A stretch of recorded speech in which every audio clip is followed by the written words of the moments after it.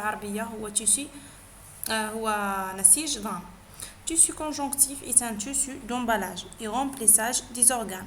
Il comporte trois constituants: cellules, fibres, substances fondamentales. يعني التيسو conjonctif تاعنا هو عبارة عن تيسو تاع d'emballage يعني تاع تغليف et de remplissage des organes يعني هو ملء الأعضاء.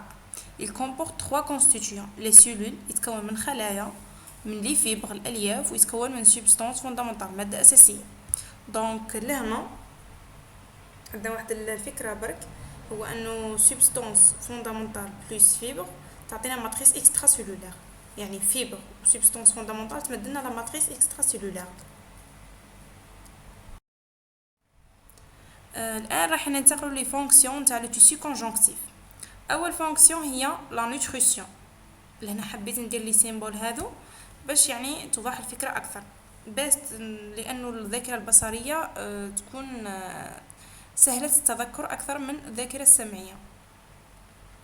إذا لو سوتيان اللي هي الدعم، لو فونكسيون الثانية هي لو سوتيان، الفونكسيون الثالثة هي لو رومبليساج، اي لو فونكسيون الرابعة هي لا كونيكسيون، والفونكسيون الخامسة هي لا ديفونس اللي هي الدفاع، يعني التغذية، الدعم، الملء، الكونيكسيون اتصال، والديفونس اللي هي الدفاع.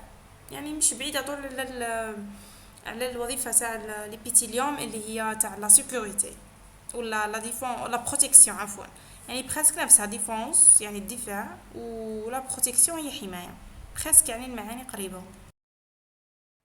الآن راح ننتقلوا لكاركتيرستيك تاع لو تيسو كونجونكتيف.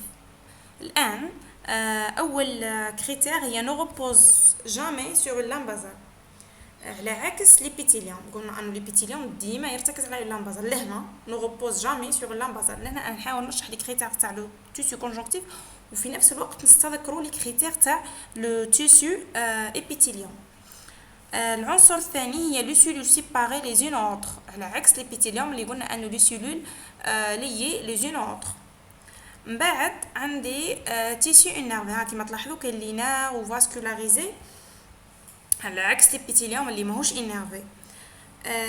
دونك والحاجه الاخرى هي انه نيكزيست با سور لا سيرفاس، يعني ما تلقاوش في السيرفاس، تلقاو ديما في لي سيرفاس انتر، ما نلقاوش في المساحات الخارجيه، نلقاو في لي سيرفاس انتر.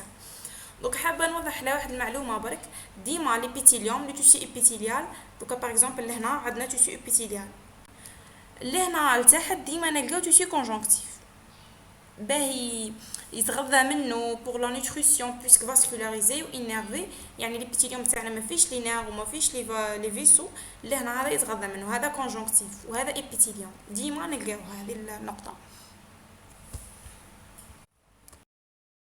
الان احنا بعد ما قلنا على واش هضرنا قلنا انه التيسو كونجونكتيف من بين المكونات تاعو هو لي سيلول لو سبستانس فوندامونتال اي لي فيبر، وهضرنا قلنا انه لي فيبر لو سبستانس فوندامونتال هي تمثل لي لا ماتريس اكسترا سيلولار. دونك هضرنا على لي كريتير تاع التيسو كونجونكتيف، وهضرنا على لي فونكسيون تاعو.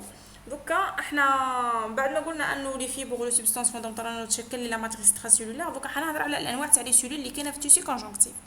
قالك on trouve quoi? On trouve des cellules fixes dites résidentes et des cellules mobiles. Donc احنا عندنا نوعين من الخلايا في التيسو كونجونكتيف، هي لي سيلول فيكس هي الخلايا الثابته، هي عباره عن خلايا مستقره تعيش طويلا وتؤدي وظائفها دون ان تتحرك في نسيج ضام، يعني تبقى ساكنه وتؤدي وظيفتها في نفس الوقت. عندهم دي بروبريتي لابوراتريس، يعني هي عباره عن خلايا عندها الفونكسيون تاع الانتاج، يعني منتجه، هي عباره عن خلايا منتجه. النوع الثاني هما دي سيلول موبيل، الوظيفه تاعها تتمثل في انه لازم تتحرك باش تؤدي وظيفتها في النسيج الضام. لو رول دو ديفونس دوريجين ايماتوبويتيك، يعني لو رول دو ديفونس تاعنا يعني لو رول دو ديفون عندها لهنا رول دو بروبريتي يعني لابوراتريس، يعني لهنا عندها رول تاع منتجه، ولهنا عندنا رول دو ديفونس. عندنا حنهضروا بلي سيلول فيكس، عندنا لي فيبروبلاست لهنا كيما راكم تشوفوا فيها، عندها نوايو دونس، يعني كثيفه الونجي يعني هاي متطاولة كما راكم تشوفوا النواة تاعنا. contient des prolongements cytoplasmiques هام لي prolongements cytoplasmiques et synthèse des fibres et substances fondamentales. يعني هذه لي فيبروبلاست مسؤولة على سينثيز تاع لي سبستانس فوندامونتال لي فيبر، يعني تاع لا ماتريس اكسترا سيلولار. بالنسبة للزاديبوسيت الخلايا الدهنية عندهم لو سيتوبلازم تاعها واش تلقاه اوكيبي بار اون فاكيول ليبيديك، يعني مشغول بفجوه دهنيه كيما راكم تشوفوا في لا فوتو عفوا. عندنا دركا راح ننتقلوا لي سيلول موبيل. لي سيلول موبيل هما لي ماستوسيت الخلايا الساريه. هما عباره عن عندهم انوايو اغوندي وسنترال. لي ماكروفاج اللي هما البلعميات كيما نعرفوهم من قبل، هما عبارة عن تلقاهم انه دي سيلول غران كبيرة الحجم، نوايو ايريغوليي، لا فورم تاع النوايو كيما راكم تشوفوا في لا فوتو مش عندهاش فورم فيكس. ولو بسودوبود عندها ارجل كاذبة كيما نعرفوا البلعمية تشكل ارجل كاذبة بتحب بالجسم الغريب. يعني عرفناها قبل قريناها في المتوسط وفي الثانوي، يعني نعرفوا هذه الفكرة. وعندها اهم فونكسيون تاعها هي لا فاغوسيتوز اللي هي البلعمة. ننتقلوا للانواع تاع لي فيبر بعد ما قلنا انه لو تيسيو كونجونكتيف يتكون من دي فيبر ودي سيلول و سبستانس فوندامونتال. دونك حنا نهضروا على كل عنصر على حده. هضرنا على لي سيلول، حنا نهضروا على لي فيبر. لي فيبر عندنا نبداو باول نوع هو لو فيبر دو كولاجين. لو فيبر دو كولاجين هما نون سانستومز جامي، يعني ما يلتحموش. ils sont très résistants، يعني ايبي نلقاهم ايبي سميكين يعني في السمك تاعهم، يعني السمك تاعهم كبير. سو جروب اون فيسو. اوكي. النوع الثاني هو لي فيبر ديلاستين. لي فيبر ديلاستين هو غيزو اناستوموزي يعني ملتحم. فيبر الاستيك، لي فيبر الاستيك. لي فيبر دو ريتيكولين هو لي غيزو وجبير هذا الغيزو فان، يعني فان كيما لهنا قلنا ايبي لهنا فان، لهنا فان. دونك ونلقاو حاجه اخرى، نلقاو انه اوتور دي سيلول ميسكولار، نلقاو حول لي سيلول ميسكولار، نلقاو انه اوتور لي سيلول اديبو، ونلقاو انه اوتور لي فيسو سانغا. دونك كيما راكم تشوفوا في الفوتو لهنا فيبر دو كولاجين، لهنا فيبر ديلاستيك اي فيبر ريتيكولين. لهنا كيما تشوفوا لهنا ها فيبرو بلاست، هنا دي فيبرو بلاست. ما احنا وش قلنا فيبر دو كولاجين ان نلقاوهم انو نون سانستومز جامي، نلقاوهم انه سو جروب فيسو اي سون تري ريزيستون. دونك هادو لي فيبر دو كولاجين كيما راكم تشوفوا فيه.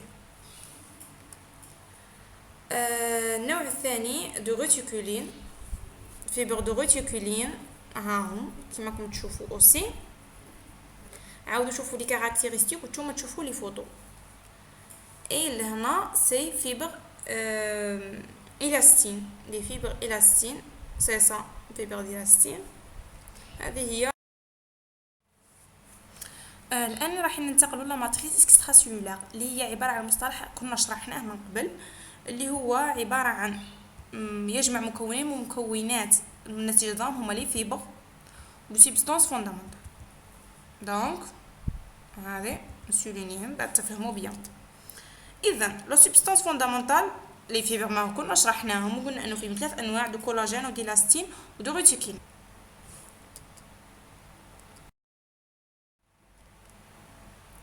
دونك حنديرو كلاسيفيكاسيون تاع لو تيسيو كونجونكتيف. دوكا لو تيسيو كونجونكتيف يتصنف الانواع. عندنا النوع الاول هو تيسيو كونجونكتيف دونس اللي هو نلقاو لو فيبر دو كولاجين اكثر من لا سبستانس فوندامونتال. اوكي. لو كونجونكتيف لاش اللي هما نلقاو لي سيلول تساوي لي فيبر تساوي لا سبستانس فوندامونتال، يعني كامل المكونات متساويه. دونك فيه ميكويد وفيه اديبو. ومن بعد عندنا النوع الثالث اللي حنتعمقوا فيه مليح لو تيسيو كونجونكتيف سبيسياليزي، لو سون لو كارتيلاج و لوس. الان راح ننتقلوا لو تيسيو كونجونكتيف سبيسياليزي. مي قبل ما نهضروا على تيسيو كونجونكتيف سبيسياليزي راح نلخصوا العناصر الاخرى اللي فاتت. كنا هضرنا على التيسيو كونجونكتيف وقلنا انه هو نوع من انواع تاع التيسيو. هضرنا على الخصائص تاع التيسيو كونجونكتيف هدرنا على وش هو تيسيو كونجونكتيف، وهدرنا على لي فونكسيون تاعو، وهدرنا على المكونات تاعو. قلنا انه فيبر وماتريس اكسترا سيلولار اللي داخله فيها الفيبر وداخله فيها لا سوبستانس فوندامونتال ولي سيلول.